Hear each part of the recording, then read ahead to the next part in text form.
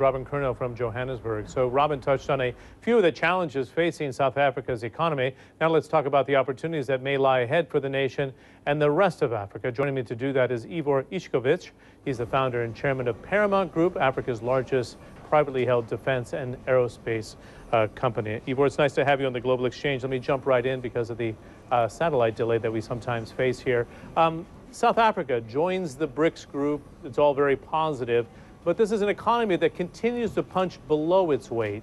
If we're looking at 3% or less for 2012, that's a disappointment looking at the rest of the African continent. Why does it continue to punch below its weight in your view?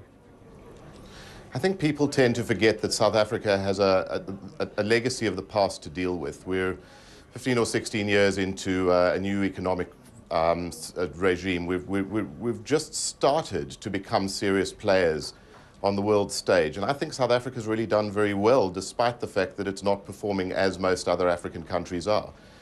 But as we all know, South Africa has to look towards its north in order to maximize on the African markets and in order to maximize on the growth potential that all those markets create. And I think we're getting there. What would you suggest is the next steps here? You participated in the last BRICS summit in the delegation of Jacob Zuma. Are we talking about looking to Africa and looking to the emerging markets like your company has done to harness growth and not be so dependent on the European economy? South Africa's involvement in BRICS has really made a huge psychological difference to business in the country. And I think that I'm a firm believer in the fact that South Africa's involvement is on behalf of the rest of Africa. And my organization is very actively engaging with the other BRICS economies and partnering with them in a number of places in Africa. And I think that more companies are starting to realize that by South Africa being involved in BRICS, they have an opportunity which they didn't have previously. And you're going to see some serious growth in both the African economies as well as the South African economy as a result of these partnerships. So you can get growth of an average 4% to get above where we are today, 2.5%, 3%, and sustain it? Is the infrastructure there to sustain that sort of growth, Ivor? I really am very optimistic about the infrastructure development plan in South Africa. Government is putting a lot of effort in catching up for lost time. And you know, the infrastructure is there. I think people are looking far too closely at government for the solutions. The private sector should be generating the solutions.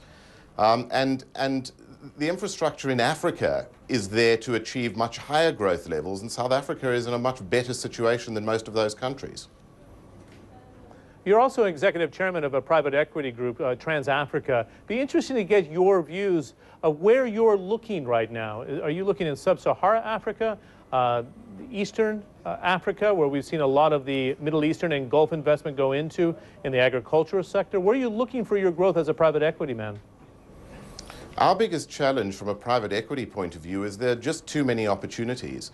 Everywhere we turn, there is an opportunity in Africa. And I mean, we've entered an era of amazing optimism on the continent. We've entered into an era of unbelievable innovation, and there are opportunities everywhere. We're looking at Central and West Africa at the moment, but we wish we had the capacity to look everywhere. We could do a deal a day if we wanted to. That's pretty good.